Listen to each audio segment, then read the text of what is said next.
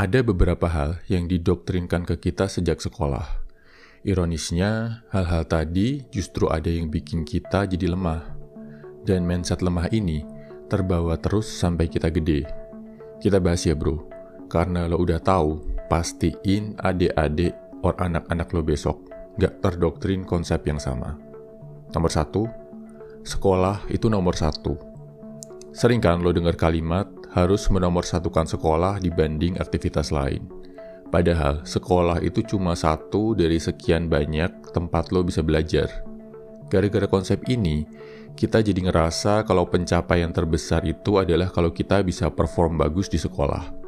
Nggak mikir ada hal-hal lain yang jauh lebih hebat yang bisa dikerjain di luar sekolah. Kalau ada pun, jadi malas ngelakuinnya karena takut ngeganggu sekolah. Dan yang lebih parah, kita jadi didoktrin untuk terbiasa datang pagi, pulang sore, seharian duduk di belakang meja, ngikutin instruksi dari orang lain. Jadinya ketika kita gede, kita ngerasa jenjang karir yang paling aman itu ya kayak sekolah. Datang pagi, pulang sore, duduk di belakang meja. Nomor 2, meminta itu hal yang nggak baik.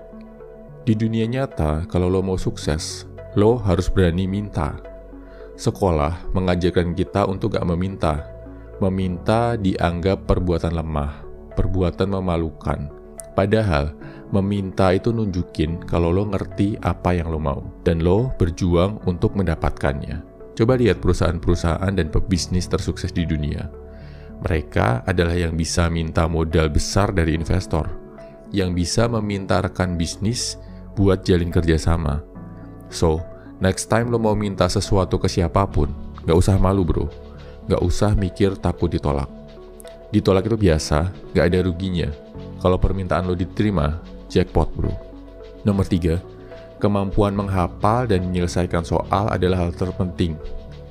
Di sekolah, yang paling penting adalah kemampuan menghafal, kemampuan menyelesaikan soal.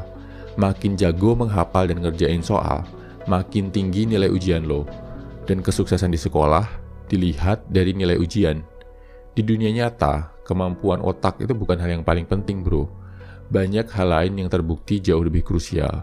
Misal, kekuatan mental, kemampuan untuk berjuang di tengah kesulitan, kemampuan untuk berkorban dan menahan diri, kemampuan untuk tetap jaga karakter dan kejujuran di tengah godaan, kemampuan untuk tetap menjadi manusia baik di tengah dunia yang jahat.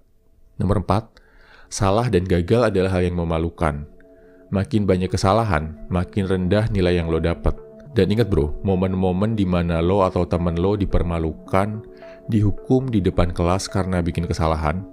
Sedihnya lagi, kadang fokus utama yang terjadi di sekolah adalah menghukum kesalahan, bukan memperbaiki kesalahan yang lo buat. Akibatnya, ketika gede, kita banyak takut ngelakuin sesuatu.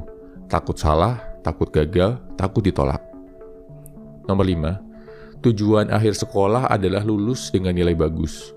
Waktu SD lu pasti pernah dengar ada yang bilang, sekolah yang rajin ya, biar nanti dapat nilai bagus dan lanjut SMP favorit.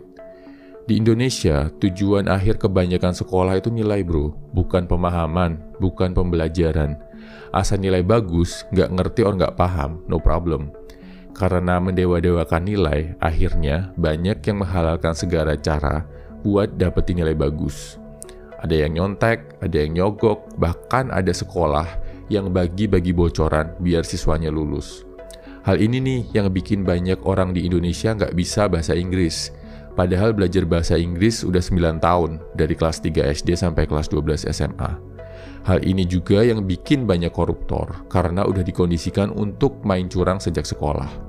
Or banyak kasus hamil di luar nikah, padahal udah dijelasin tentang sistem reproduksi di pelajaran biologi dengan jelas. Oke bro, mari kita berharap sistem pendidikan di negara kita bisa lebih baik lagi. Dan karena lo udah tahu beberapa hal yang gak bagus, segera tinggalkan ya bro. Semangat!